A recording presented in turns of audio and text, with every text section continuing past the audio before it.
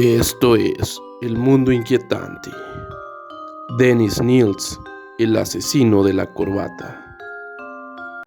Dennis Nilsen, un hombre solitario, tal como él lo definió, seducía a sus víctimas, hombres homosexuales en busca de compañía. Los citaba en su apartamento, en la capital británica, y antes de que despertaran y pensaran en irse, los asesinaba. Su obsesión era que se fueran en la mañana. No permitía que eso sucediese. No quería que nadie lo abandonara.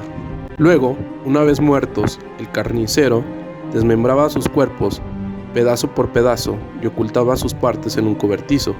Así, confesó, lo sentía cerca. Era su compañía.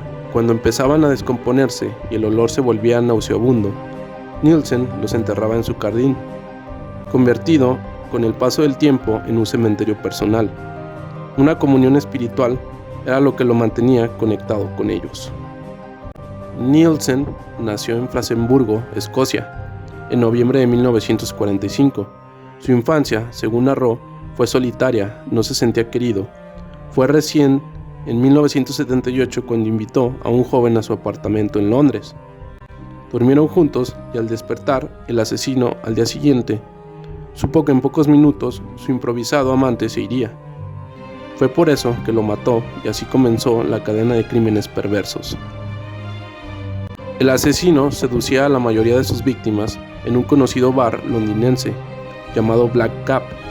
Allí se reunía una gran cantidad de gays y el depredador lo sabía. El exintegrante de la Armada Británica contó a la policía que él hacía que sus amantes asesinados lucieran mejor luego de muertos. Es que Nilsen se encargaba antes de descuartizarlos, de limpiar sus cuerpos y rendirles tributo. Al hombre se le pudieron comprobar unos 12 asesinatos. Todos habían sido sus amantes, la mayoría de ellos eran jóvenes, pero incluso mató a adolescentes. Al principio higienizaba y vestía una y otra vez a los cuerpos. Durante varios meses repetía la macabra rutina. Finalmente los desmembraba y los enterraba en su cementerio particular. Pero luego, de varios años, cometió un error. Algunas partes de los cuerpos que descuartizaba, decidió tirarlas por el excusado. No eran muy grandes, pero lo suficiente para que continuaran a su descomposición, trabadas en la cañería del edificio en el que vivía. Los vecinos, asqueados por el olor que brotaba por todos lados, decidieron llamar a fontaneros. Al revisar todo, descubrieron los restos humanos. La policía investigó, pero no tardó en dar con Nilsen, quien confesó de inmediato. Al llegar los investigadores, el carnicero les dijo: «Hay más cuerpos por ahí». Durante una intervención en el programa de la cadena CBC, Voice of a Serial Killer, la voz de un asesino serial, Nilsen comentó: hacia el final había 2 o 3 cuerpos por debajo de los cobertizos.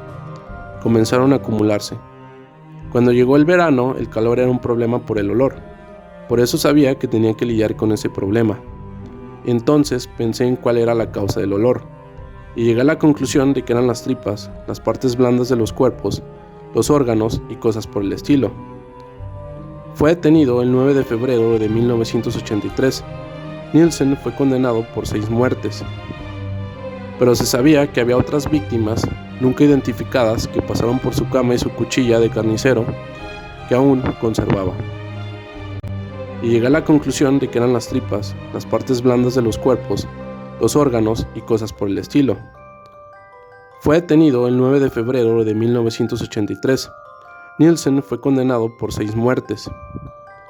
Pero se sabía que había otras víctimas, nunca identificadas, que pasaron por su cama y su cuchilla de carnicero, que aún conservaba.